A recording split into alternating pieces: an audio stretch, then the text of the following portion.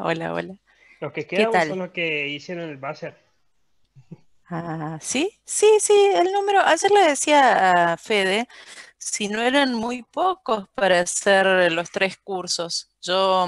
Siempre nos pasa, ¿no? Que siendo una materia electiva y por ahí la tienen superpuesta con otra, por ahí se anotan para tomar los créditos y después en realidad no tienen tiempo. Bueno, no es habitual, no es poco frecuente que se achique la cantidad de alumnos con respecto a los inscriptos. Pero este año yo creí que estando en casa y qué sé yo, por ahí les resultaba más fácil y no, me sorprendió porque nosotros en el curso de la noche nomás tenemos 103 inscriptos, o sea, quedamos un 25% en este momento aquí presentes. También pensé, digo, a lo mejor no vienen a clase, pero rinden, pero no, el número es más o menos el mismo. No importa, somos pocos pero buenos. No queda otra. Bueno, chicos, nosotros, como les había dicho la semana pasada, vamos a avanzar con el trabajo práctico, también con esta intención de que las horas que invierten en clase les rindan para las últimas evaluaciones que toca hacer. Vamos, que ya se termina el año, falta menos que antes.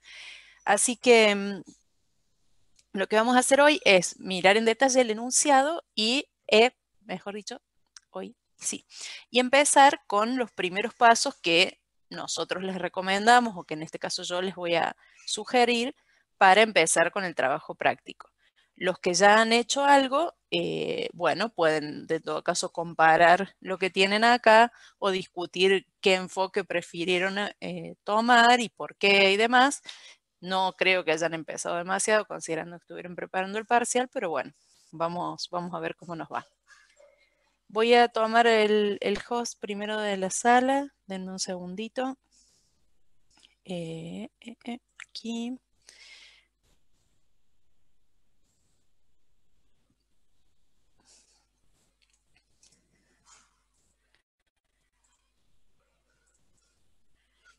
¿Dónde estaba esto?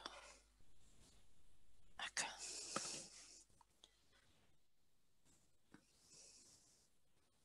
Ahí está. Bueno, yo les preparé una presentación pequeñita esta vez, pero para recordar también estos lineamientos que les sugiero y poder publicárselos después. Así que ahí les muestro la presentación y vamos a empezar a grabar. Así también lo tienen para repasar cuando termine la clase. El otro día nos reíamos con Romy, con la otra profe de práctico, porque ella está haciendo una maestría y me dice, ¿para qué hacer los videos si yo después no los veo? Todos nos ilusionamos con que si está el video de la clase después más tranquilos lo vamos a mirar y casi nunca sucede. Pero en mi experiencia por lo menos está bueno sí para repasar. Yo a veces lo paso medio rápido en las clases que yo tomo, ¿no? Quiero decir, en las que soy alumna. Y digo, esto cierto que no lo había entendido bien y a lo mejor si lo vuelvo a escuchar me sirve. Así que por eso mayormente se la sigo grabando. No espero que esa clase suplante el dictado ni que se pongan a ver las 3 horas de grabación, pero sí que a lo mejor les traiga un recuerdo de una parte en la que se trabaron cuando lo quisieron hacer solos. Por mi Esa es la parte, profe, a mí me intención. ayudó mucho. ¿Te sirven? Sí, Mira, porque yo he visto acá. todas las clases, porque algunas clases falté y las vi detenidamente, hice todo tranquilo y se me quedó mal los temas. Mira qué bueno. ¿Y se puede Yo, seguir el ritmo con lo que está grabado nomás? ¿Se puede seguir, Sí, digamos, yo solo? ¿Sí? falté como 4 clases de teórico y práctico y hice un maratón de las clases y me vi de punta a punta cada clase y se entendió todo perfectamente. Ay, bueno, me yo alegro estaba entonces. perdido con la preview Sí. y el ejercicio el de cola de impresión con un poquito ¿Cómo ya. me acordé de ustedes? Yo no tengo acceso al enunciado del parcial porque lo preparan los profes de teórico. Cuando vi que en la preview que decía algo de la cola, digo, qué guacho, les quedó la implementación que discutimos en clase. Me alegro, pero no fue esa la Fue la mano de intención, Dios digamos. esa, profe. Fue la mano de Dios. No, realmente lo tomé porque, bueno, esos ejercicios que están en la guía, sí los publicó Valerio hace varios años como sugerencia y demás. Pero a mí siempre me gustó porque me parece que, como hablamos ese día, ¿no? Que resume un poco el tema de estructuras de datos, como que consolida lo que se viene viendo hasta ese momento. Pero nunca pensé que iban a tener tanta suerte, me quedé calladita cuando entré al Zoom el otro día, dije, no sé, no, yo no di nada de eso, no di repaso. Muy bueno, me alegro. Sí, sí, tuvieron esa suerte, lo pensé, les juro, cuando los vi lo pensé. Bueno, ahí me puse azul, como siempre, señal de que tengo que detener el video y empezar la grabación. Así que bueno, vamos a seguir entonces con las grabaciones para que les sirva de repaso. Me quedó una duda, disculpe que antes de empezar. Sí. Teníamos, por ejemplo, esa lista de elementos. Luego de crear nuestro iterador, Sí. nos obliga siempre, o sea, es una buena práctica usar siempre el iterador para recorrer esa lista, o podemos hacer algo sin el iterador. Lo que pasa Me quedé pensando ahora el si estaba iterador mal trabajar sin el iterador.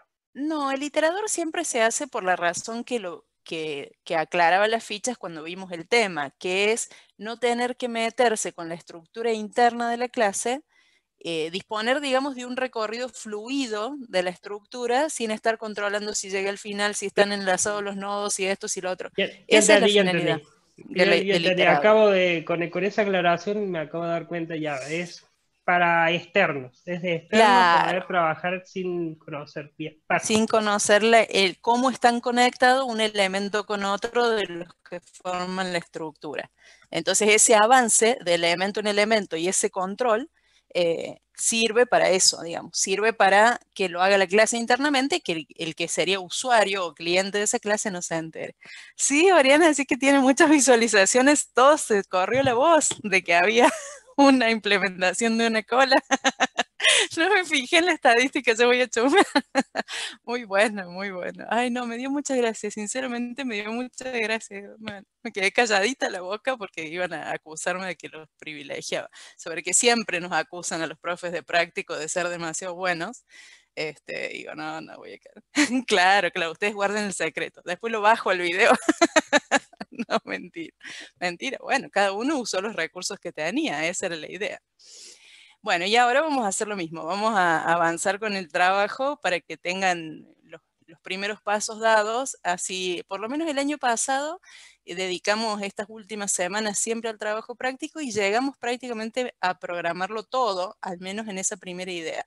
Desde ya les aclaro que no me voy a meter con la implementación de la hash table, porque esa es el desafío verdadero del trabajo, ¿no? Si yo encima les digo cómo resolver la estructura de datos, ya no queda nada. Entonces, implementar la estructura va a quedar para ustedes. Yo lo que voy a hacer es lo que sugiere el trabajo práctico, el enunciado, que es armar toda la implementación, pero con la hash table de la ficha 10, la que tiene la lista de colisiones, digamos.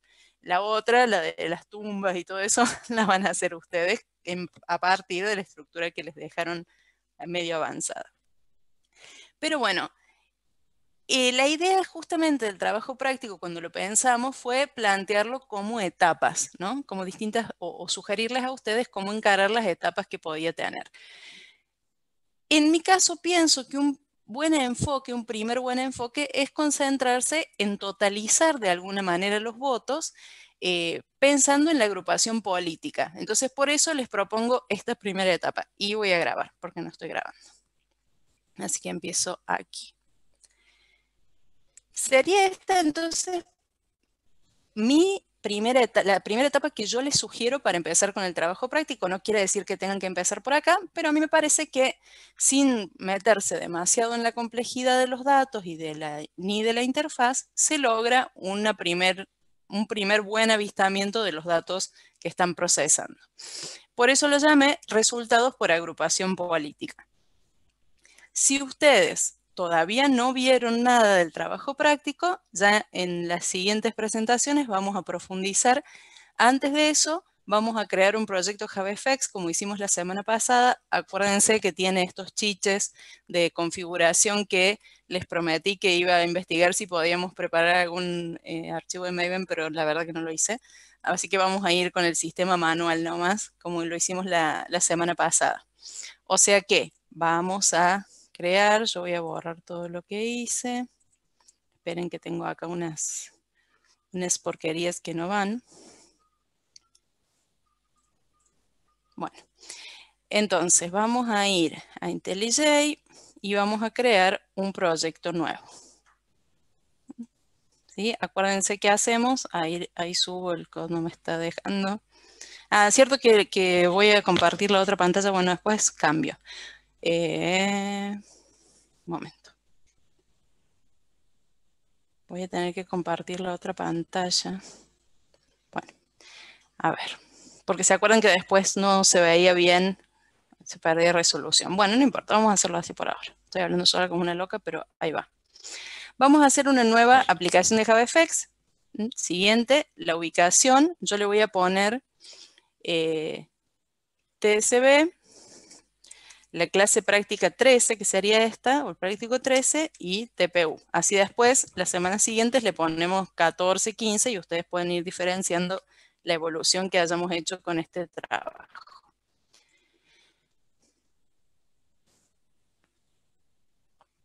Ahí les muestro cómo me quedó creado. Por alguna razón esto no se quiere cambiar de ventana. Ahí está. Sí, hacemos un proyecto nuevo de JavaFX. Me tiene de hija, chicos. Se me cambia de pantalla. Esperen, ahí voy, ¿eh? Ahí estoy. Ahora sí. Hacemos un primer proyecto de JavaFX. Tercera vez que lo digo, pero esta es la definitiva. Recuerden que tiene esta estructura donde hay un main y en ese main empezamos con los problemas porque no encuentra las librerías de JavaFX. Les recuerdo qué tenían que hacer y lo mismo va a estar acá en la presentación, así que para tenerlo a mano lo que voy a hacer es salir de este modo escenario tan bonito pero que no me deja compartir y lo voy a dejar acá a mano.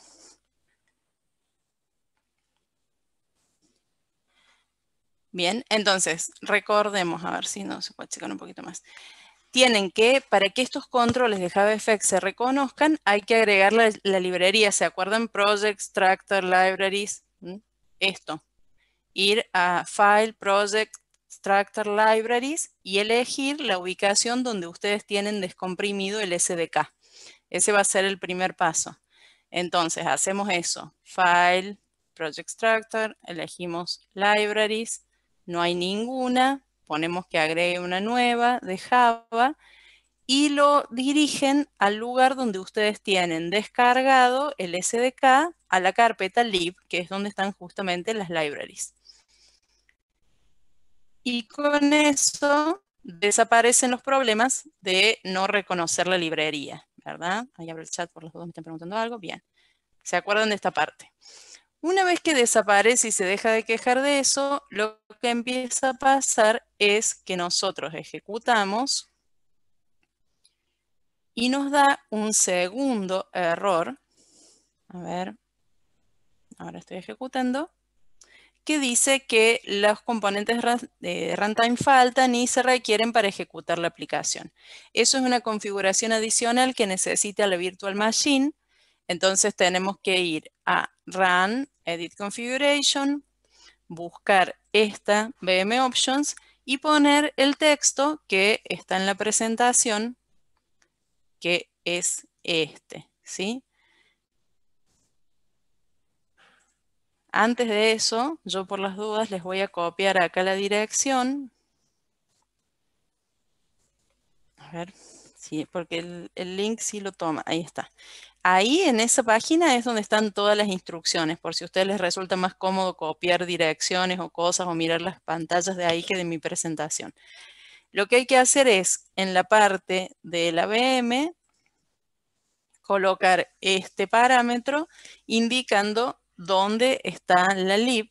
Esta ruta es una ruta ficticia que dice path to Java, bla, y hay que reemplazarla por la ubicación donde nosotros tenemos nuestra lib.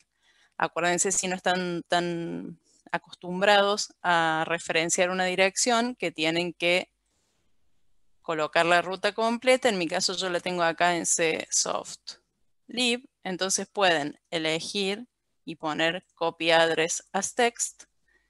Y esa ruta es la que les permite dirigir a estos últimos controles de runtime y por fin hacer que la aplicación funcione. Sí, Marcos, puede ser porque por lo que leí así superficialmente se reniega un poco más con el 11, con el Java 11 que con el 8. Y después la otra profe me dijo que ella instaló el SDK así tipo con Oracle, digamos, y que anduvo como mejor. Bueno, yo ya logré que esto funcione de esta manera y ya lo mantuve así. Que no necesites hacer eso. ¿Dónde está mi ventanita? Se está ejecutando, pero no la veo. Ah, acá. Ahí está. Esa es la ventanita de Hello World, me había quedado perdida atrás del chat. Esa es la ventanita de Hello World que se ejecuta, ¿no? Entonces ahora la aplicación de JavaFX está.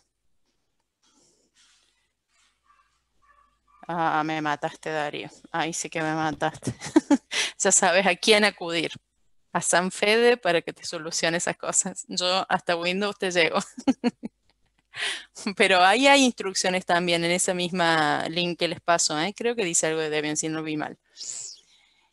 Bueno, antes de seguir aventurándonos en esto, vamos a ser valientes de nuevo y le vamos a cambiar el nombre al package por interfaz. Ya sé que ustedes dicen para qué, pero a mí me gusta que trabajemos prolijitos. Denme el gusto. Entonces se va a llamar interfaz el package y el XML se va a llamar principal también, porque vamos a tener uno solo. También se podría llamar elecciones, estaba pensando hoy, que de eso se trata el trabajo práctico, pero bueno, principal está bien. Y lo mismo, refactor rename, para el controller le ponemos principal controller. Acá el error que puede darse, no siempre se da, pero que a veces pasa, es que no se cambia correctamente el nombre de acá, en este loader, entonces verifiquen que eso esté correcto. El controller queda vacío y el XML hace esta referencia. O sea, esas son las cosas que si a lo mejor el refactor no funciona bien, pueden traerles algún problema, pero lo demás tendría que funcionar bien. Por las dudas le doy play una vez más, pero tendría que funcionar bien. La ventanita se encapricha en aparecer en la otra pantalla, pero ahí está. Bueno, entonces acá tenemos la creación del proyecto con estos pequeños ajustes. Empezamos acá con el origen de datos y con el trabajo práctico en sí. El trabajo práctico se refiere o procesa la información de las elecciones del año pasado. Por si no lo saben, está buenísima. Existe una base de datos con casi toda la información de interés público, estadística de interés público que genera el gobierno argentino. Entonces, si ustedes hacen clic en ese enlace que propone el trabajo práctico, yo acá voy a abrir directamente el trabajo práctico. Un segundito. Un segundito, un segundito. ¿Qué le pasa a esto? No saben lo que me molesta la barrita del Zoom. Ahí está. Acá, en donde está el trabajo práctico, ¿cómo lo ubican? Lo ubican acá en la parte de tareas y aparece trabajo práctico único, tabla hash con direccionamiento abierto. Adjunta el enunciado acá y la descarga de los archivos está referenciada en el enunciado. Entonces yo voy a abrir el enunciado acá, así lo tenemos a mano. Y como les decía, hace referencia a los resultados electorales del año pasado, del año 2019.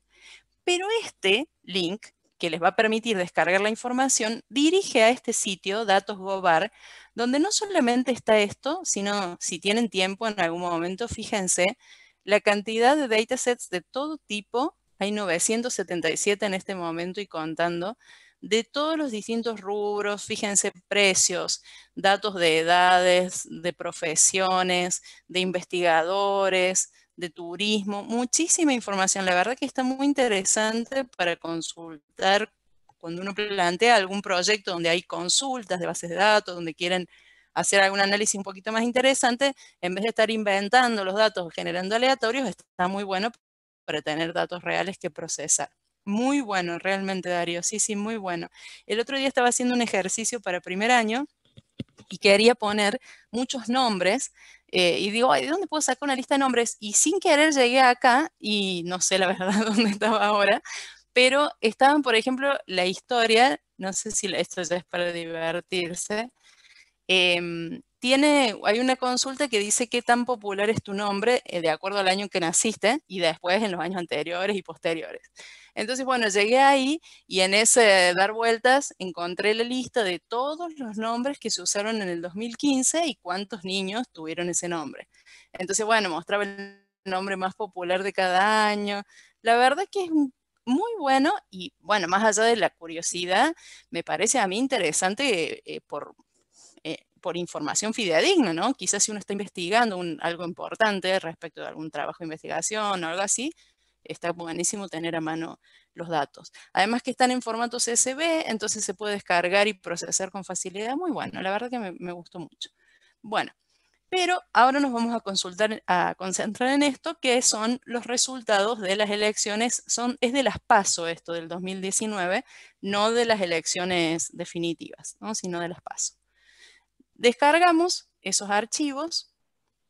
Yo ya los tengo descargados y supongo que ustedes también, pero si no, lo vamos a descargar ahora. Tengo acá una carpeta que se llama TPU y se guarda este zip.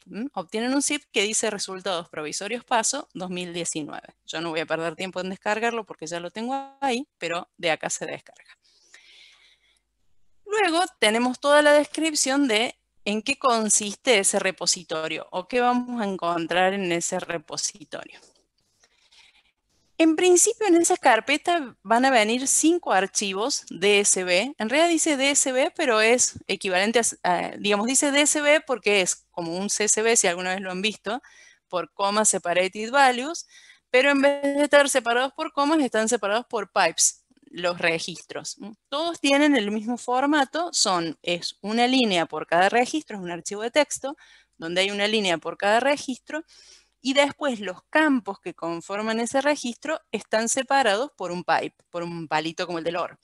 Entonces con eso, uno conociendo de antemano el formato puede recuperar la información y procesarla, que es el objetivo de este trabajo práctico. Entonces yo lo primero que les propongo es trabajar con los controladores que interactúan con el sistema de archivos para poder decirle a nuestra aplicación dónde fueron descargados los archivos. La idea sería que ustedes los descarguen una vez y que cuando el programa arranque pregunte dónde están los archivos que tiene que procesar. Es lo habitual en estos casos. Entonces ese sería el primer paso. Para eso tenemos 2 controles que se llaman uno Directory Chooser y el otro File Chooser. Como su nombre lo indica, Chooser es electores, permiten elegir una carpeta o un archivo específico. El control File Chooser es más complejo, más interesante, digamos, brinda más posibilidades. Es el que estamos acostumbrados a ver cuando nos dice guardar como y entonces nos filtra solamente los archivos, por ejemplo, .doc, si estamos guardando un documento, o cuando abrimos una imagen, entonces filtra solamente los archivos que son de tipo imagen por la extensión. Se los dejo acá mencionado porque me parece interesante para que ustedes lo conozcan. Pero para este trabajo práctico nos conviene más el Directory Chooser porque vamos a indicar la carpeta donde están todos los archivos que descargamos. Entonces, repito, les dejo la referencia de los dos, pero nosotros vamos a usar un Directory Chooser. ¿Cómo lo vamos a hacer? Vamos a ir primero a la interfaz. Acá va a ser donde voy a tener que cambiar de pantalla porque empezamos con la falta de definición. A ver, un segundo. Voy a cambiar. Voy a cambiar a la otra pantalla. Pero, ahí está. Más chiquita, pero por lo menos se ve con más fidelidad. Sí, lo van a cargar, pero yo lo que les quiero mostrar es cómo elegir la ubicación donde están para no tengan que estar siempre en el mismo lugar también, que sea un poco más flexible el trabajo práctico. Entonces acá arranca, como la semana pasada, el formulario arranca con un grid pane. Ya vimos, por ser la primera aplicación, que el grid pane es un poco estricto en el tema de las filas y las columnas. A mí personalmente no me parece mal porque permite plantear una interfaz bastante ordenada. Pero sí es cierto que es rígido. Entonces por eso les quería dar por ahí la oportunidad de ver otro contenedor que es el Anchor Pane. El Anchor Pane es mucho más flexible, simplemente es un contenedor, como ven, sin filas, columnas ni nada, que nos permite acomodar los controles a gusto nuestro. Entonces, vamos a agregar, ya ahí se agregó, está bien, un Anchor Pane, pero antes de vernos tentados, o sea, yo no quiero que esto quede dentro de la grilla, sino solo como contenedor, ¿no? Y antes de vernos tentados, a ver, quiero que no quede acá. Quiero sacar el otro. Esperen, voy a sacar el grid y se van a borrar los dos, no importa. Lo que quiero es que usemos, o lo que les quiero mostrar, mejor dicho, es que vamos a usar el Anchor Pane solo como contenedor. Y esto nos va a permitir, por ejemplo, agregar el botón. Vamos a los controles, como hicimos la semana pasada. Agregar un botón donde nos guste, ¿sí? En cualquier parte se puede agregar el botón. Lo que tiene de lindo es que tira estas líneas rojas, ¿ven? Para indicar cuál es el medio, por ejemplo, si uno lo está centrando, si está tirando una línea tipo de margen, o si esto se está alineando en el mismo lugar donde estaba antes el botón. Tira unas líneas de referencia que pueden ayudar. La idea sería usar este botón para poder definir la ubicación de los archivos, dónde consultar. Mi sugerencia sería tener previamente cargado un label que indique dónde están ahora o cuál es la ubicación por defecto, ¿no? Entonces, plantear acá un label, ven lo que les digo que se puede alinear, plantear un label que diga, lo voy a llamar label ubicación,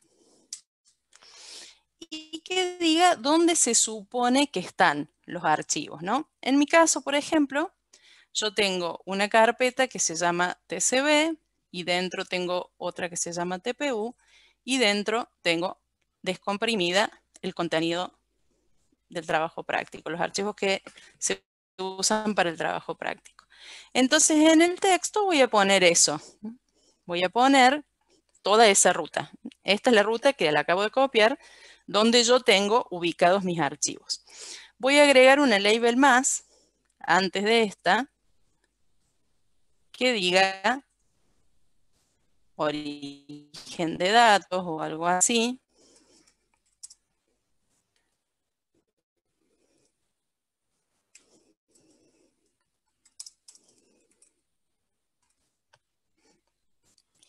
Y a esta la voy a dejar ahí alineada como quedó y quizá le puedo poner a esta una negrita para que quede un poquito más destacada. Le ponemos, en vez de estilo regular, estilo bold.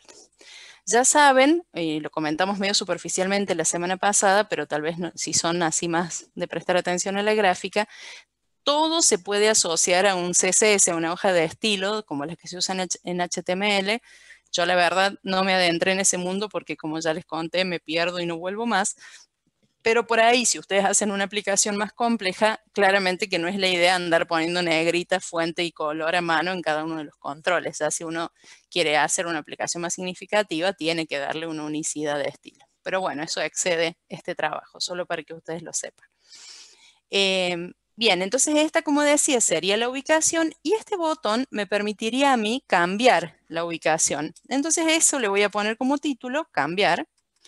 Y 3 puntos suspensivos, vieron que en general la convención es que cuando yo coloco puntos suspensivos es porque me van a pedir otra información antes de ejecutar la acción. No es que voy a presionar y se va a cambiar, sino que va a haber un paso antes y eso es lo que indica normalmente esa forma.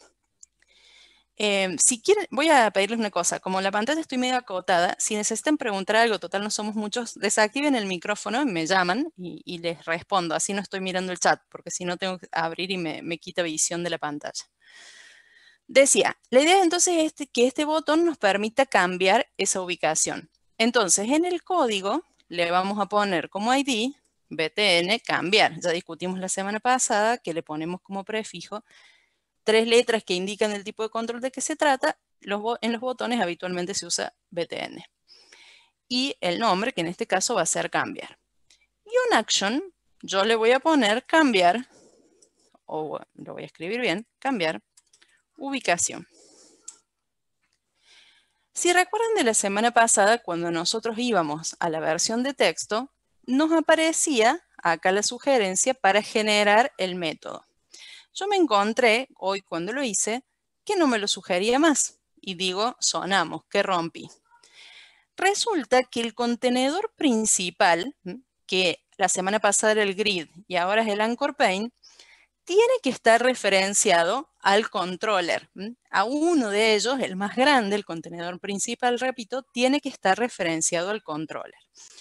Entonces, aquí al final hay que colocar fx controller y poner el nombre del archivo Java, ¿sí? Principal controller. Cuando yo borré la grilla recién, se perdió esto. La grilla lo tenía y no se lo pasa al Anchor automáticamente. ¿Sí? Eso viene precargado en el template, pero cuando uno cambia de contenedor, hay que configurarlo automáticamente. ¿Se entendió lo que hice? Bien, ahí los miro en el chat. ¿Se entendió esta parte antes de que sigamos? Bueno, si no lo repasan en el video. Arre. Bueno.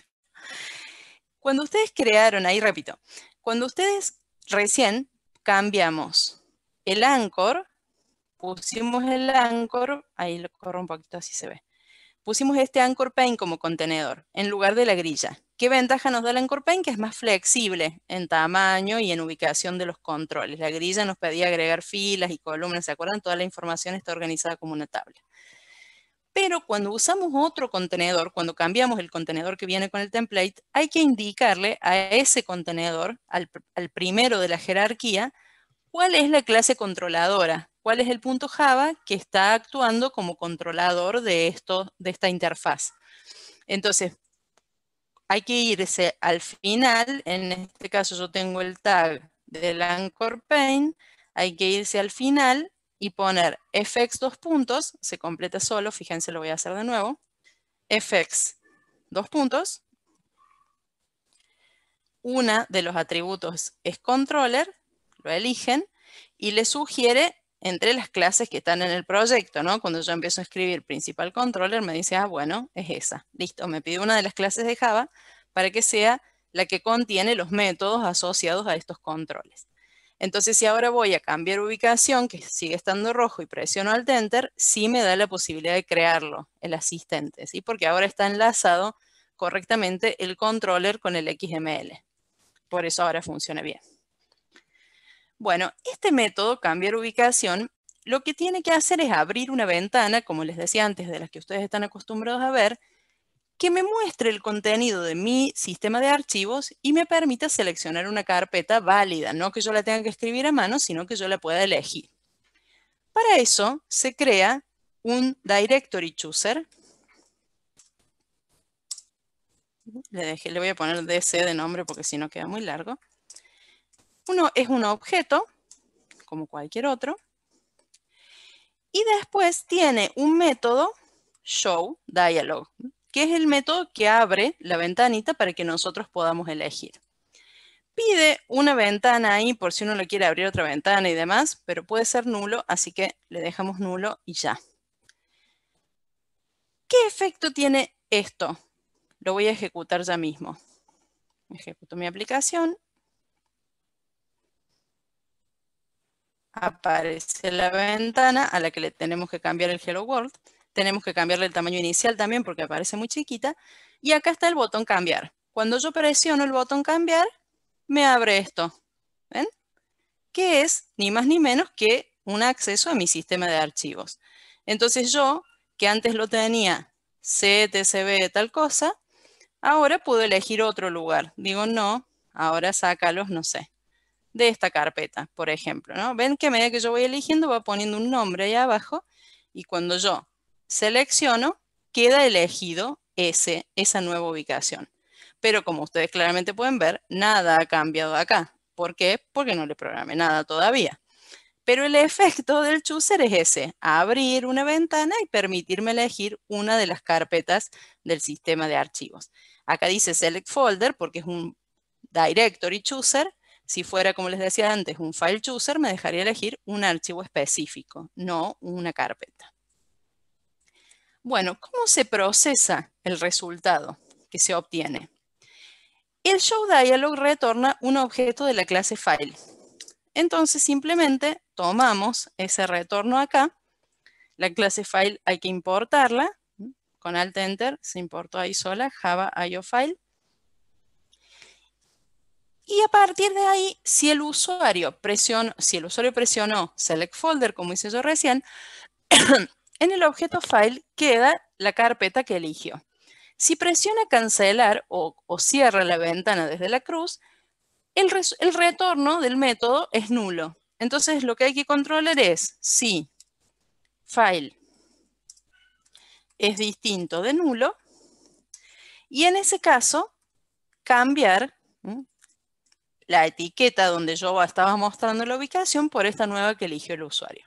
¿Por qué escribo esto y no pasa nada?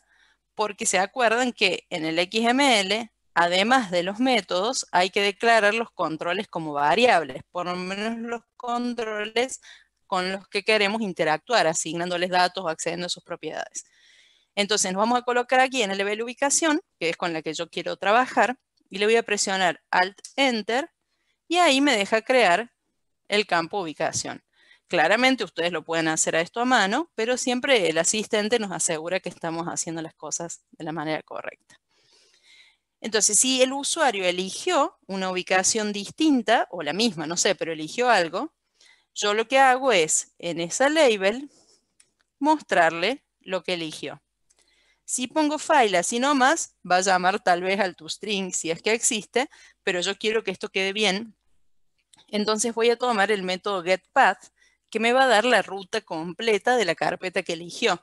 Porque si pongo getName, por ejemplo, me va a decir cuál es la carpeta y nada más, y yo necesito la ruta entera para acceder a la ubicación de los archivos. Comprobemos qué es lo que pasa ahora, que lo programé más completo. Ahí me olvidé de cambiar la ventana inicial. Bueno, en la próxima ejecución lo hago. Y supongamos que yo cambio la ubicación y ahora elijo, no sé, esta carpeta Documents. ¿Ven? Ahí dice Marcela Tartavini, Documents.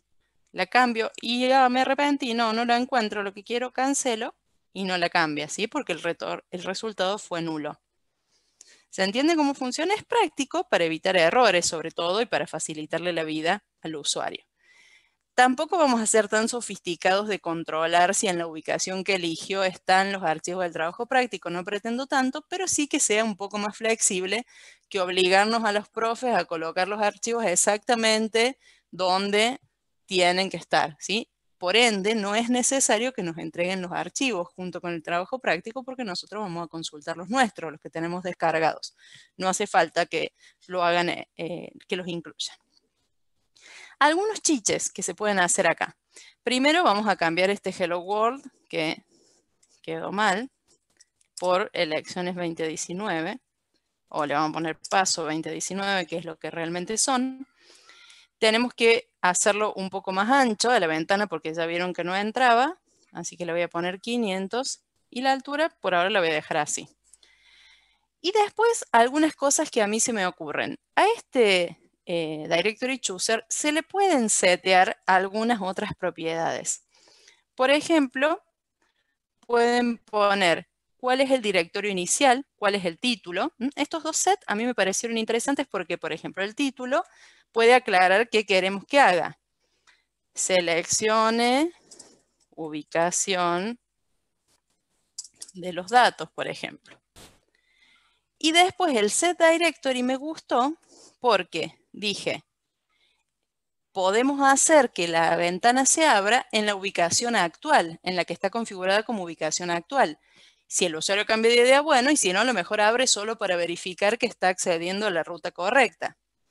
¿Cuál sería la ubicación actual? La que está en la label ubicación. Entonces le ponemos label ubicación.getText, ahí. Se queja porque me dice que tiene que ser de tipo file, pero bueno, lo dejo, que cree un objeto file para que pueda funcionar con el parámetro esperado por el método. Y cuando le doy play, tiene que aparecer mejor la ventana que hicimos recién en primer lugar. Ahí está, pero sigue quedando chica. Tengo que hacerla un poquito más ancha. El título está bien. Y cuando presiono cambiar, miren qué lindo. Me muestra la carpeta donde realmente yo estoy dirigiéndome. Entonces digo, ah, no, voy a ponerlo un nivel más arriba o en TCB. Ah, no, si estaba bien. Vuelvo al lugar donde estaba y queda esa. ¿Se entendió la idea? Es una aplicación útil y ni hablar cuando ustedes trabajan con leer o grabar archivos específicos para elegirle el nombre correcto. Voy a tratar entonces de poner un poquito más ancho esto. Le vamos a poner un 600. Todavía queda bastante corto, un 700. Vamos a ver cómo sale.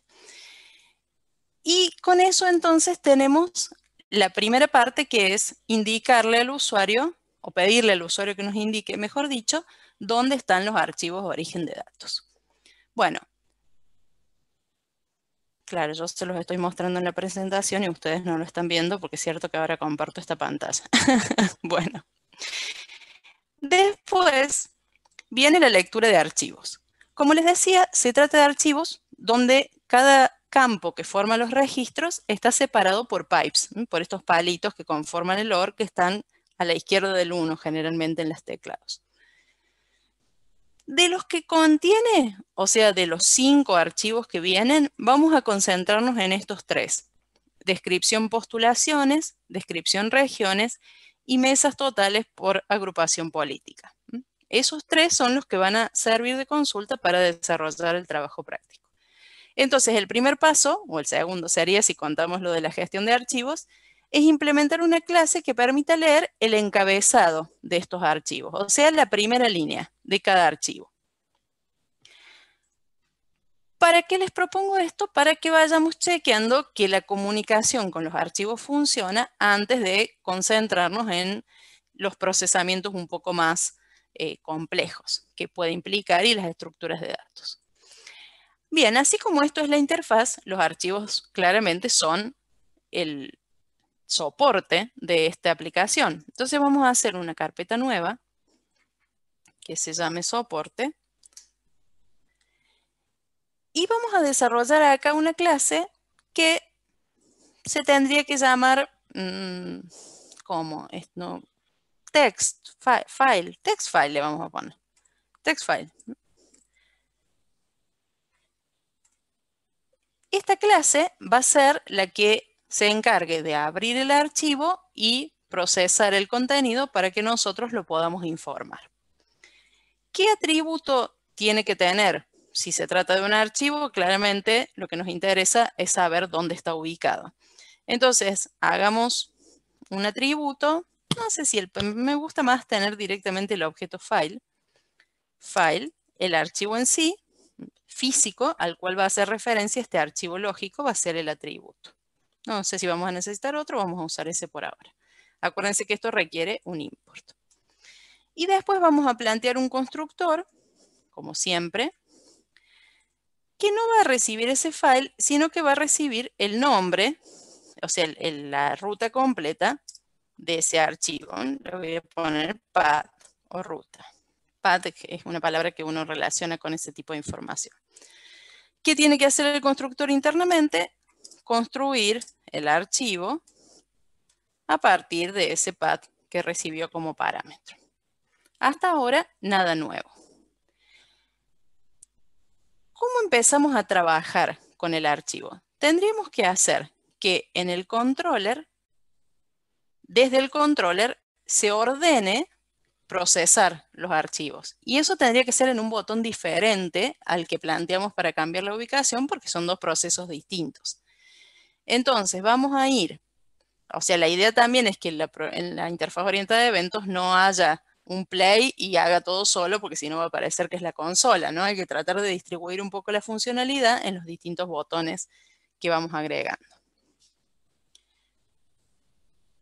Bien, les repito, me interrumpen cuando quieran, porque por ahí me olvido de mirar el chat. Entonces, vamos a ir a la interfaz.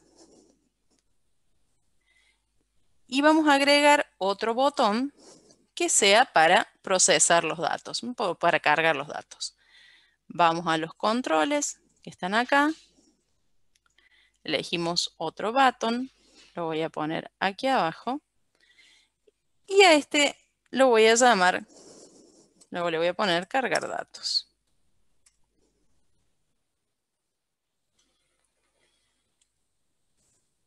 Le voy a poner de nombre cargar al botón y la acción va a ser cargar los datos. Esto va a tener su réplica del lado del XML, va a empezar a existir el btn cargar, que no necesitamos declararlo como variable porque no le vamos a asignar valores, pero sí necesitamos incorporar este nuevo método en el controller, en la clase controladora. Entonces hacemos Alt Enter y creamos este nuevo método. Antes teníamos cambiar ubicación y ahora tenemos cargar datos. El método cargar datos tendría que crear un archivo de texto por cada uno de los 3 archivos que tenemos que procesar. Entonces diríamos que esto es un file text, no, un text file, le habíamos puesto text file.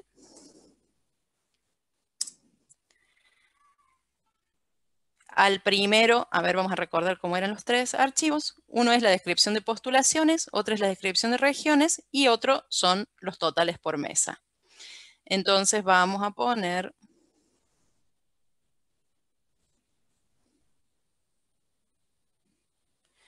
para generar el método está en principal XML. O sea, vos lo pones y no te sale. Federico, ¿hiciste lo del ID que te dije antes? ¿Dónde está? Está acá, mira, ahí te lo vuelvo a mostrar. Está acá en principal FXML. Cuando te aparece en rojo el método, a mí ya no me aparece en rojo porque está, vos presionas Alt Enter y ahí te lo tiene que sugerir. Ahí es donde no te lo encontraste. Ah, dale, genial. Bueno, entonces volví acá. Lo que tenemos que hacer es 3 objetos, uno para cada uno de estos archivos, de agrupaciones, de regiones y de resultados o de mesas. Entonces le vamos a poner file agrupaciones igual a new text file. Ya después pensamos bien el parámetro. Lo hago así rápido porque no me quiero olvidar de lo que tengo que hacer. Ah, bueno, no, ya se vuelve loco. Entonces, ¿dónde está? ¿Qué parámetro necesito para construir el text file? Le tengo que indicar dónde está ese archivo. ¿Dónde está? Está en lbl ubicación, .getText. Tengo la carpeta. Y faltaría agregarle la ubicación específica del archivo que se la indicamos con la contrabarra y el nombre que va a tener el archivo, que el primero se llama descripción postulaciones.dsb. Entonces le pongo ese nombre, descripción postulaciones.dsb. Punto y coma. Para que me tome la barra dentro de la constante, tengo que poner 2 barras, ¿se acuerdan? Porque si no son caracteres de escape. Entonces la tengo que poner así, fija. Ese va a ser el archivo de agrupaciones. Voy a correr un poquito acá si entra el texto completo. Lo mismo voy a hacer para el archivo de regiones y para el archivo de mesas o de totales. File regiones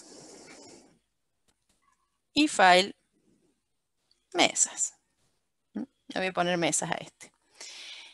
El de regiones se llama descripción regiones.dsb. Lo colocamos aquí al nuevo nombre. Y el de resultados se llama mesa totales AGRP política DSB. Tiene ese nombre y lo vamos a poner acá. Bueno, esos son los 3 archivos con los que vamos a interactuar. Para todo esto, como yo les contaba la otra vez, cuando trabajamos orientado a eventos, hay que pensar que el usuario puede meter mano antes de tiempo. Si presionara, por ejemplo, cargar datos acá y todavía no se definió la ubicación, tal vez nos podría traer problemas, pero también tal vez no, ¿no? Porque quizá al poner vacío va a buscar los archivos en el mismo lugar. Bueno, dejémoslo así. Iba a controlar que tenga datos en el label ubicación, pero no. Total, vamos a controlar el error de todas maneras. Bueno, la idea es desarrollar en la clase TextFile la capacidad de leer algo. O sea, yo quiero hacer una primera prueba para estar segura de que realmente estoy leyendo bien los archivos. Entonces voy a ir a la clase TextFile y voy a desarrollar un método que se llame leer encabezado. No lo voy a necesitar después, pero lo voy a tener acá para hacer una lectura rápida. ¿Por qué? Porque los archivos son muy grandes y si leo todas las líneas que tienen, se me va a cansar de procesar y no es la idea. Entonces voy a hacer un método, repito, medio auxiliar, que me devuelva una cadena nomás y que se llame leer encabezado. Para probar que la lectura funciona correctamente. Voy a definir entonces una línea, porque voy a leer la primera línea nomás del archivo, y ese va a ser el retorno.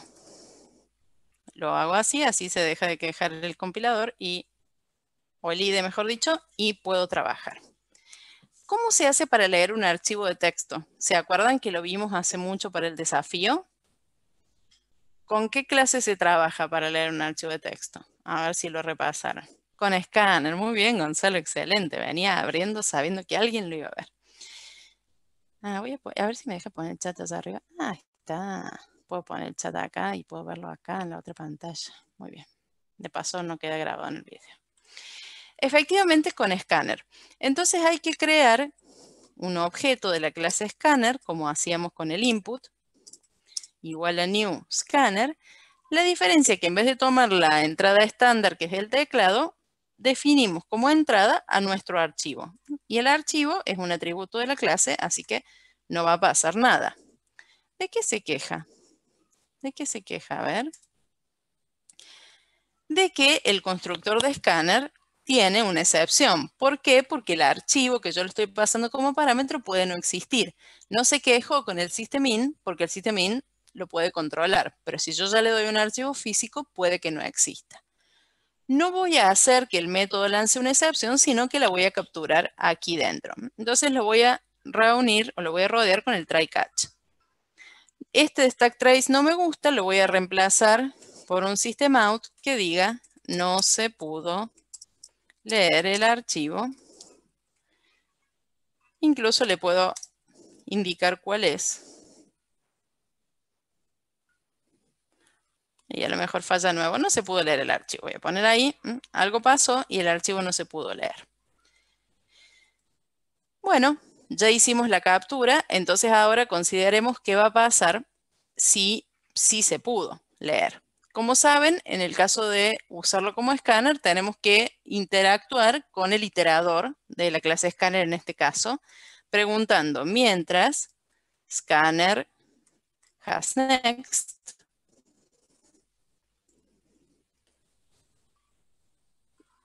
y guardar en la variable línea entonces scanner.nextLine.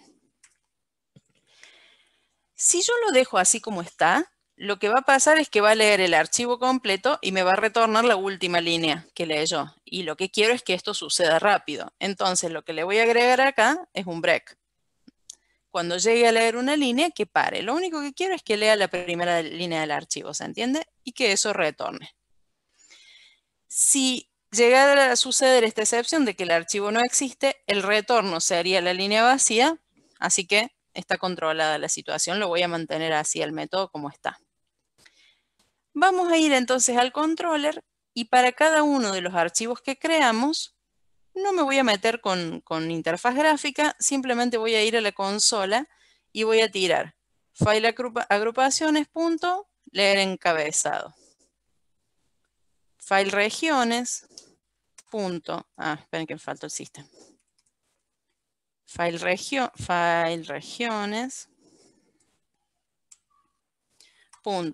leer encabezado y file, mesas, punto, leer encabezado.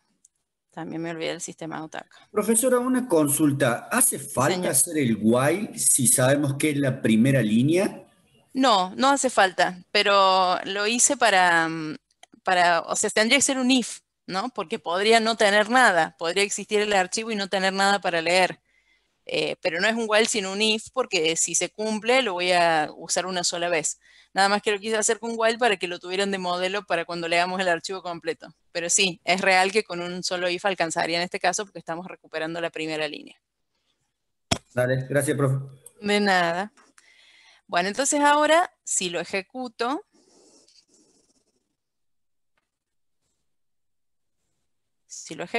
tiene que aparecer la ventana como siempre con este botoncito que acabamos de armar. Esta, cargar datos, no voy a cambiar más la ubicación, pongo cargar datos y aparece acá abajo en la consola los 3 encabezados, ¿sí? Así que se leyó bien. Esta es el formato que ustedes encuentran adentro del archivo. En la primera línea aparecen lo que serían los títulos de los campos que vienen a continuación.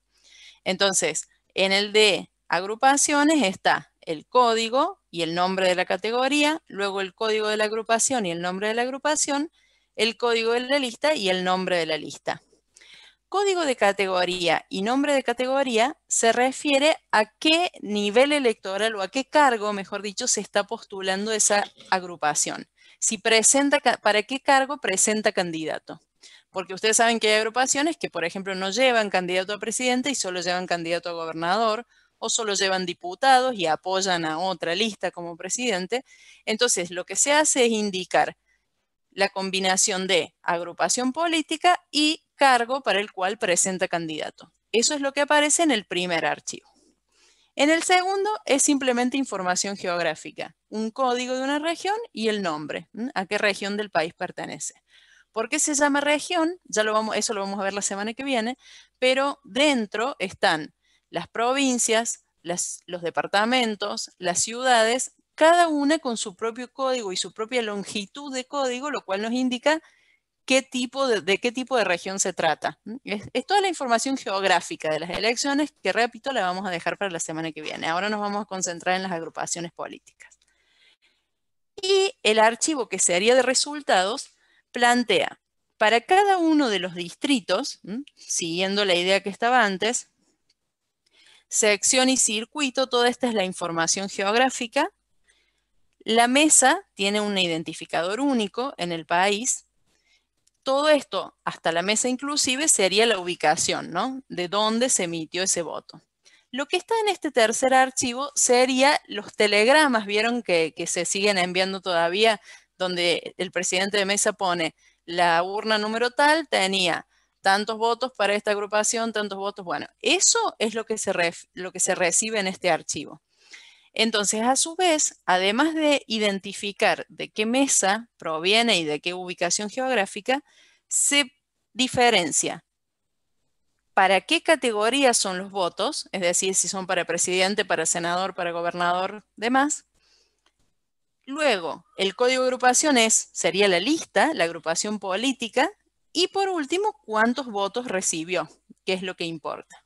O sea, por ejemplo, para la votación de presidente va a haber, digamos que se presentan 3 candidatos, para simplificar. Supongamos que se presentaron 3 candidatos, entonces habría 3 filas para cada una de las mesas en las cuales se haya tomado votación. ¿Se entiende? Hay 3 filas multiplicadas por la cantidad de mesas de todo el país. Por eso les decía que no vamos a hacer el proceso de mostrar todo, porque va a estar hasta mañana mostrando. Bueno, como les digo, esto es un borrador. Ya cuando terminemos de trabajar lo podemos dejar de lado, pero lo quise hacer primero para probar que podíamos interactuar con el archivo de texto, pero también para tener a mano las descripciones de los campos, así nos queda claro o lo tenemos disponible rápidamente cuando avancemos en el desarrollo. ¿Se entiende entonces hasta ahí?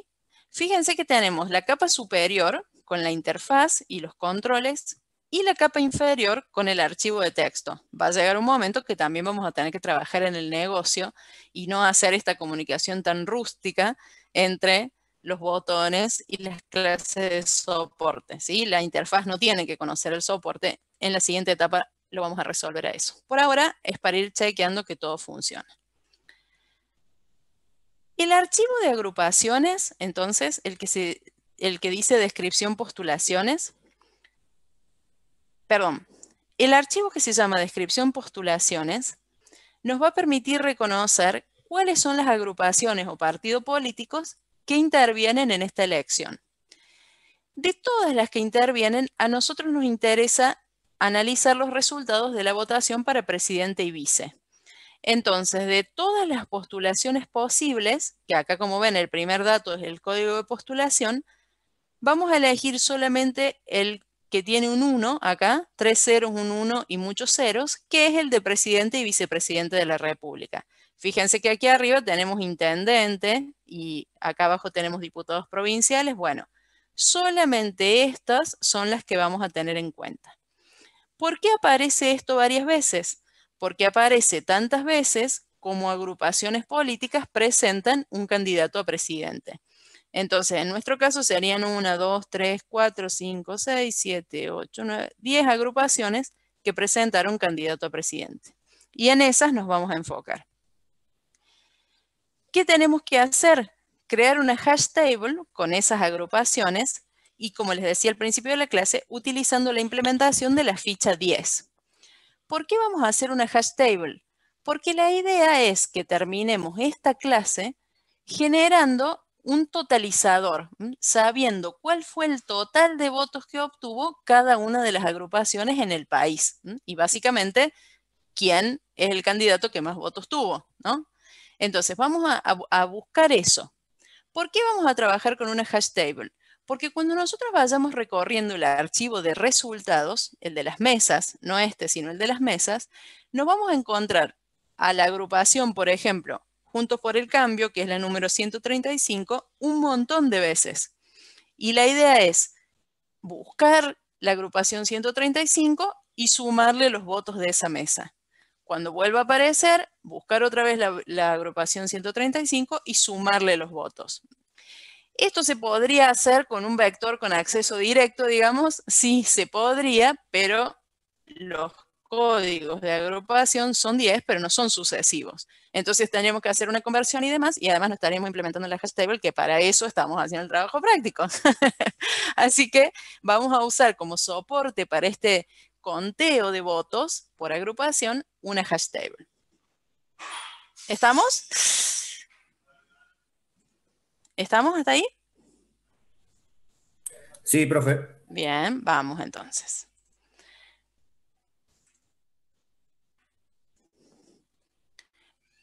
Vamos a descargar, entonces voy a traerlo para acá.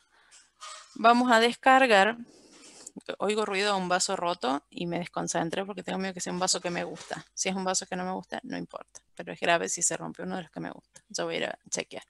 En el recreo voy a chequear, les cuento. Bueno, cosas que solo pasan en pandemia, en clases en pandemia. Bueno, vamos a ubicar entonces la ficha, que es la ficha 10, la de hashing, la que ustedes vieron en la semana del 28 de septiembre.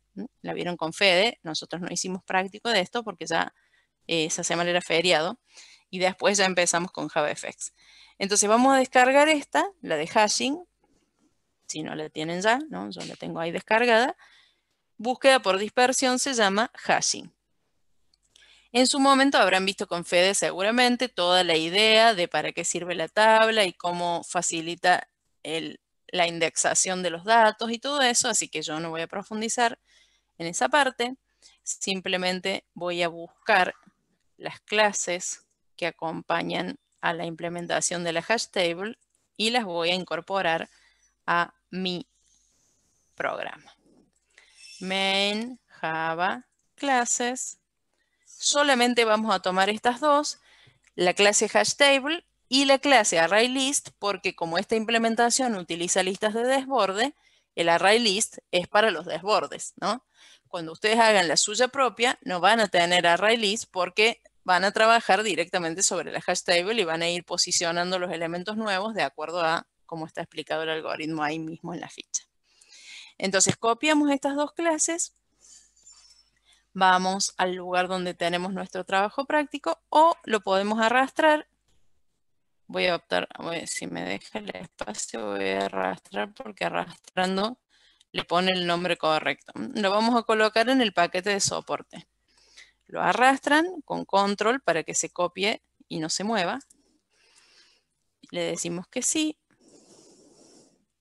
Y entonces agrega estas dos clases dentro de nuestro paquete de soporte. Si en vez de arrastrar ustedes la pegan a mano, va a decir package classes acá arriba, porque así se llaman en el proyecto original, y le tienen que cambiar el nombre del package. Tampoco es tan grave. Bueno, tenemos entonces el array list y tenemos la hash table. Esta hash table tiene que contener las agrupaciones. Tiene que haber un nodo, un elemento en la hash table por cada una de las agrupaciones que nosotros vamos a leer del archivo. Entonces, llegó la hora de hacer intervenir el negocio. La agrupación es uno de los datos o de las clases que vamos a modelar para representar el dominio del problema. Voy a hacer un nuevo paquete, lo voy a llamar negocio porque ese todavía no lo habíamos hecho. Y dentro del paquete de negocio voy a agregar una nueva Java class que se llama agrupación. Es la agrupación política. De las agrupaciones lo único que conocemos es su código y su descripción, su código y su nombre, así que vamos a poner esos dos atributos. Private string código y private string nombre. Los dejo string porque como lo vamos a tomar del archivo de texto, si no tenemos que estar haciendo conversiones de datos y es más lío. El código por lo menos podría ser un número, pero ¿para qué lo vamos a convertir si no solo estamos usando como clave nada más? Así que los dos van a ser string. Vamos a generar un constructor que reciba los dos parámetros. Y eso en principio va a ser lo que necesitamos para implementar nuestra hash table de agrupaciones. Lo siguiente va a ser ir al controller y así como hicimos la lectura del encabezado del archivo de agrupaciones, ahora hay que hacer el procesamiento del archivo en sí. Ahora hay que recorrerlo todo y cargar las agrupaciones en una hash table. Entonces vamos a hacer un método. Le vamos a poner file agrupaciones, punto. No me gusta buscar porque no busca. ¿Qué acción podría ser? Cargar. Identificar, pongamos. Les sugiero eso. Identificar agrupaciones. Este método, por supuesto que no está. Lo vamos a crear en este momento. Y por ahora lo dejemos void, hasta que discutamos cómo vamos a hacer ese procesamiento. De esta manera, entonces, vamos a identificar las agrupaciones. No lo vamos. Bueno, lo dejemos void, así no nos detenemos en la implementación en sí. ¿Qué tiene que hacer básicamente este método? Como les decía recién, tiene que hacer lo mismo que planteamos para leer el encabezado, pero ahora tiene que leer el archivo completo. Esta vez sí, tiene que leer el archivo completo. Entonces le vamos a sacar este retorno para que no reniegue. No, esto no. Le voy a sacar el retorno para que no se queje. Por ahora. Y si yo saco este break, estoy leyendo todas las líneas del archivo. Ahora, si nosotros le damos una mirada, así nomás al archivo, yo lo voy a buscar acá en mi disco y lo voy a abrir con el Notepad.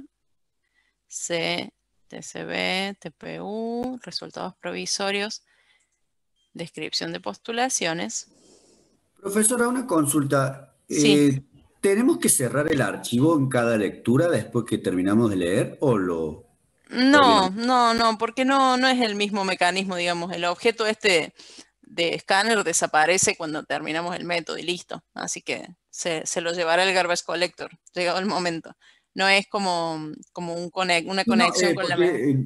Porque yo me acuerdo, una clase dijo el profe de que había que, como que no me acuerdo cómo era una función de que hace que te cierra el mismo del file, el Sí, escáner. Pero no me sí, acuerdo sí. cuál era un método. Sí, pero por eso digo, no es algo que haya que temer. No, no, la verdad que no. Yo en general lo hago así, nunca he tenido problemas. Y quizá a gran escala, con muchos archivos abiertos, bueno. Pero la verdad que no, no. Con esto está bien. No, eso no se preocupen por eso. Bueno, Bien, entonces decía, el contenido del archivo, lo estoy abriendo ahora, tiene muchísimos datos, ¿no? Tiene 1443 registros. De todos estos, nosotros dijimos que vamos a concentrarnos solo en las agrupaciones que presentaron candidato a presidente. O sea que hay que tomar solo las filas en las que este código sea presidente, que es el que tiene un 1 intermedio, el que vimos recién, ¿no? Yo voy a buscar acá, dentro del archivo, la palabra presidente. Y acá me encuentro todas las agrupaciones que me interesan. Solo estas son las que me interesan. Es decir, las que tienen como código este 01, 000, 3 ceros, un 1 y muchos más ceros. Lo voy a copiar acá, ese código, para no olvidarme. Necesito consultar solo las agrupaciones que se presentan para esa posición. ¿Qué hacemos en estos casos donde los registros están separados por un símbolo? ¿Qué función conocen ustedes para separar en partes la cadena basada en ese símbolo? ¿Se acuerdan cómo se llama la función? A ver, ahí miro el chat, miro el chat, miro el chat. Split, muy bien, exactamente. El método se llama split. Cuando ustedes cursaron en primer año no lo dábamos, pero ahora les estamos dando archivos CSV a los chicos de primer año. Miren lo que se están perdiendo. Ah, re que no les importa. Bueno, línea.split efectivamente recibe el carácter que tiene que usar como separador. En mi caso, o en este caso, no en mi caso, en nuestro caso, el pipe. Hay que precederlo del escape para que realmente lo tome como pipe, como lo que es. Entonces el separador es ese. Lo que va a dar como resultado es un arreglo de cadenas formado por tantas cadenas, por tantos elementos, como partes haya obtenido al aplicar esa separación. Entonces yo voy a declarar aquí arriba, aparte de la línea, un arreglo de cadenas que se llama campos. La cantidad de elementos va a depender, como decía recién, de cuántos separadores encuentre. Pero yo sé que la posición 0 es la que me va a indicar a qué posición o a qué cargo se está postulando esa agrupación. Entonces tengo que preguntar si campos, acá con paréntesis, si campos sub 0, que sería la primera de las componentes, es igual al código este que hace referencia al puesto de presidente. Escribí el igual para no perder el dato, pero recordemos que las cadenas acá no se comparan con igual. Me va a estar preguntando si es el mismo objeto, no si tienen el mismo contenido, sino que hay que apuntar a compare2 y preguntar si el resultado es igual a 0. Esa es la manera de verificar si dos cadenas son iguales. Si entonces dos cadenas son iguales, esa es una de las agrupaciones que nos interesa agregar. ¿Qué significa que nos interesa agregar? Que yo tengo que construir la agrupación primero y luego agregarla a la hash table. Tenemos la gran ventaja en este archivo de que cada agrupación va a aparecer una sola vez. Así que no vamos a tener que ponernos a pensar qué pasa si la agrupación se repite. La agrupación va a estar una sola vez, así que yo la voy a ir agregando. Entonces necesito primero construir una agrupación. Esta agrupación tiene que tener, dijimos, un código. ¿Se acuerdan que tenía que tener? A ver si me lo trae acá. Bueno, no, lo busco. Un código y un nombre. Si recordamos la composición del archivo, el código de la aplicación, acá está el puesto, acá está la descripción del puesto, acá está el código de la aplicación, o sea que es 0, 1, la componente 2, y el nombre de la agrupación está a continuación, o sea que necesitamos la componente 2 y la componente 3 del arreglo que acabamos de descomponer. ¿Está claro? ¿Me siguieron hasta ahí? Sí, ¿verdad? Sí, profe. Perfecto. Entonces, la componente 2, con corchetes, la componente 2 va a ser el código y la componente 3 va a ser la descripción. ¿Y qué hacemos con esta agrupación que acabamos de construir? Hay que meterla en la hash table, porque todo este trabajo es para armar la hash table. Así que vamos a definir aquí arriba una hash table.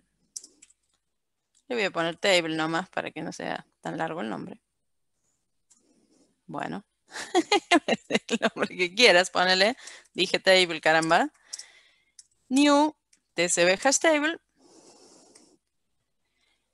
Y entonces, si estamos ante el puesto o la posición a la que nos interesa apuntar, que es la de presidente, al cargo, esa es la palabra que está buscando, el cargo de presidente, entonces decimos table. Punto. ¿Se acuerdan qué método tiene la hash table para agregar elementos? ¿Cuál es el método?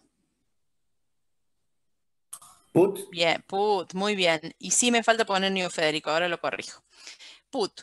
El método put pide dos datos, la clave y el objeto, o digamos, puede ser un dato de tipo simple o un objeto que va a estar indexado con esa clave. Entonces, nosotros vamos a usar como clave el código. Por lo tanto, para que quede un poquito más prolijo, voy a crear acá un objeto agrupación y ese constructor de recién lo voy a guardar en ese objeto. Podría hacer todo en una sola línea, pero bueno, así queda un poquito más lindo. Acá construí la agrupación primero. ¿Por qué lo hago así? Para que me quede más cómodo. Uy, me sobra un paréntesis. New agrupación TIC. Estas me sobran los paréntesis. ¿Para qué lo hago así separado? Para que me quede más claro en el código que yo voy a usar como clave el código de la agrupación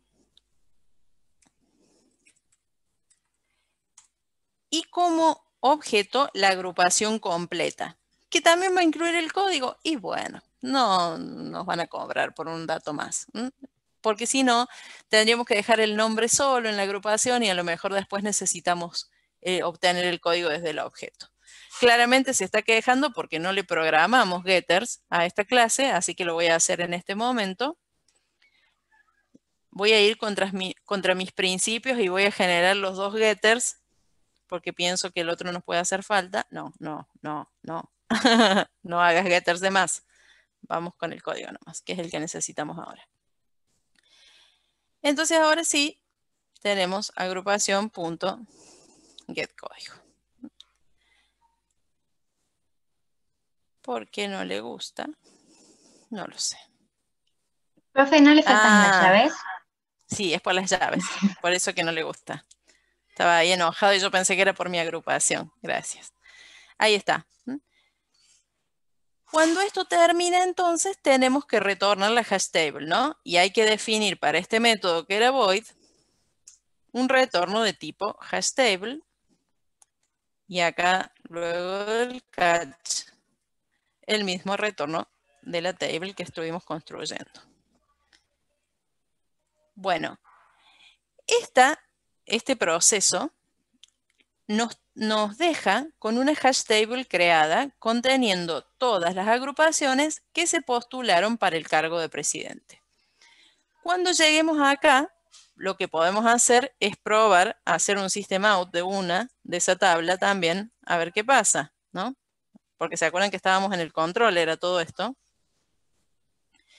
Podemos probar con un system out.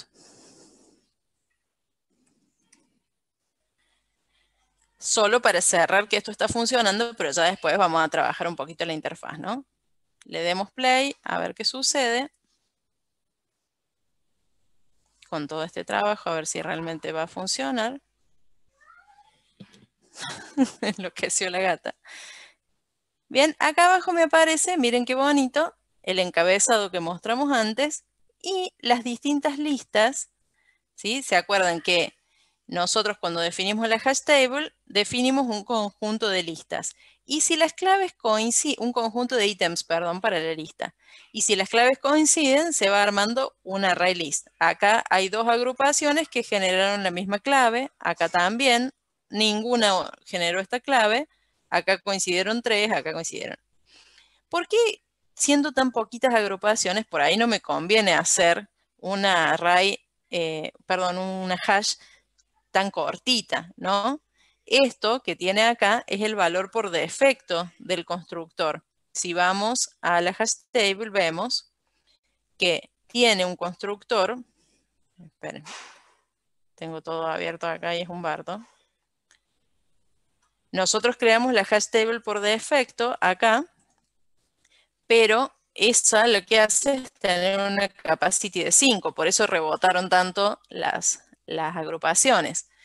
Por ahí me conviene hacerla un poquito más grande. Fíjense que hay otro constructor que admite una capacidad inicial, entonces podemos jugar un poquito y decir, no sé, la creo de 10 elementos, tratando de que idealmente se acomoden todas las agrupaciones en una distinta. A algunos seguro que le va a coincidir la clave, pero lo podemos probar.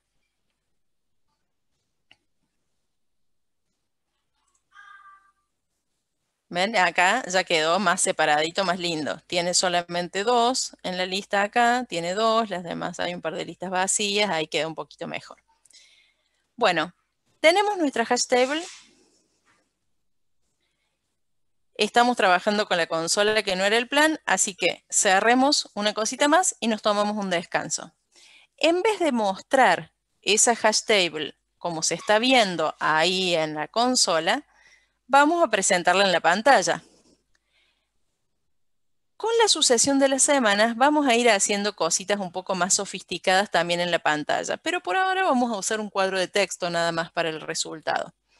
Vamos a ir a nuestro principal, a nuestro scene builder, y lo que sí, en lugar de agregarle un texto simple, un text view, esperen que no lo encuentro, ahí está.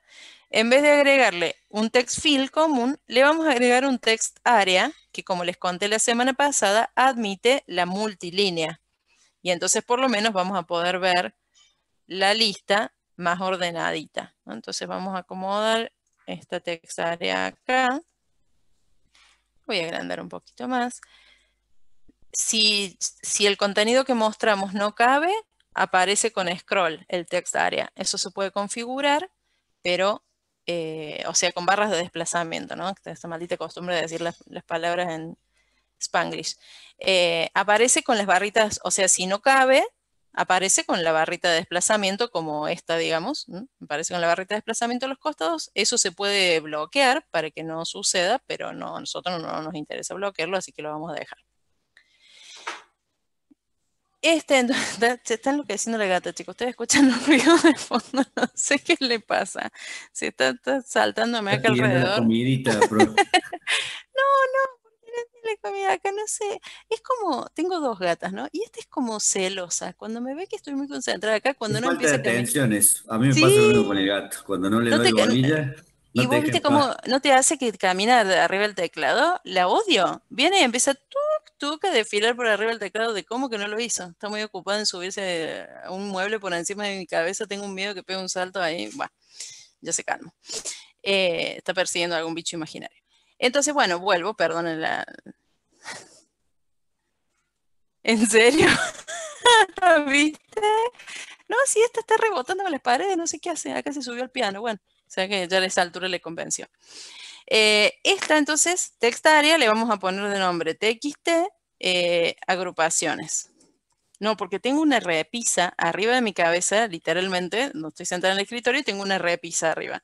Y el otro día estaba lo más parada al lado de la laptop, ¡tuc! Se subió al estante de la repisa, chicos, cuando la vi volar por arriba de mi cabeza dije, chau, me desnuca este bicho. No, se metió ahí al estante, bueno, los gatos están re locos.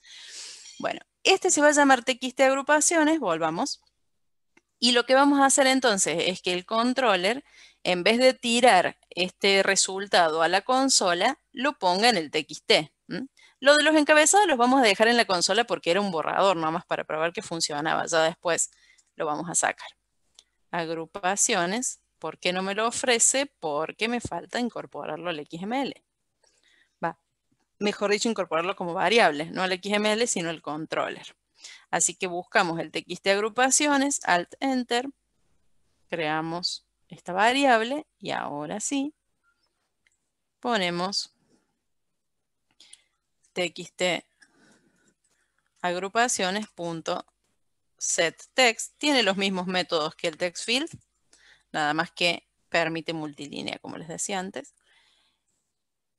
Y ahora lo que va a pasar es que nos va a decir que este retorno no es una cadena, pero nosotros, en vez de hacer las locuras que está sugiriendo, simplemente vamos a poner toString acá y vamos a hacer que funcione como una cadena.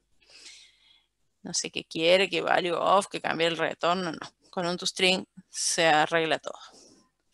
Vamos al main. Al main. Bueno, ahora me quedó medio chiquita la ventana. Tengo la próxima iteración, lo hago un poquito más grande y un poquito menos ancho porque está deforme. Ya lo voy a acomodar. Le pongo acá cargar datos y aparece la listita acá abajo. Ya está más bonito. Se ven las listas, como vimos recién. ¿Qué estaría faltando para que esto tenga un poco más de forma? Programar el toString ¿de qué? De la agrupación, ¿es cierto? Y con eso terminamos. Acá está la barra de desplazamiento que les decía, ven, que se le agrega solo cuando no cabe. Bueno, entonces, vamos a hacer todos esos ajustes y nos tomamos un descanso. En el main dije que lo tengo que hacer un poquito menos ancho y un poquito más alto a la ventana inicial. Y después, en el cuadro de texto, estaba todo bien y en la agrupación me falta programarle el toString. Entonces vamos a generar acá el toString. Lo hace con el concat. Bueno, sí, me gusta con el concat. Lo pruebo por última vez. Tiki, tiki, tiki, tiki. Cargamos los datos. Ah, ahí quedó bien. Tenemos Juntos por el Cambio, Frente de Todos, Partido Autonomista. Acá es el momento donde uno se entera que hay partidos que no sabemos que existían. Ajá. Consenso Federal, sí lo conocemos. Juntos por el Cambio, Frente de Izquierda de Trabajadores, Movimiento del Socialismo, sí.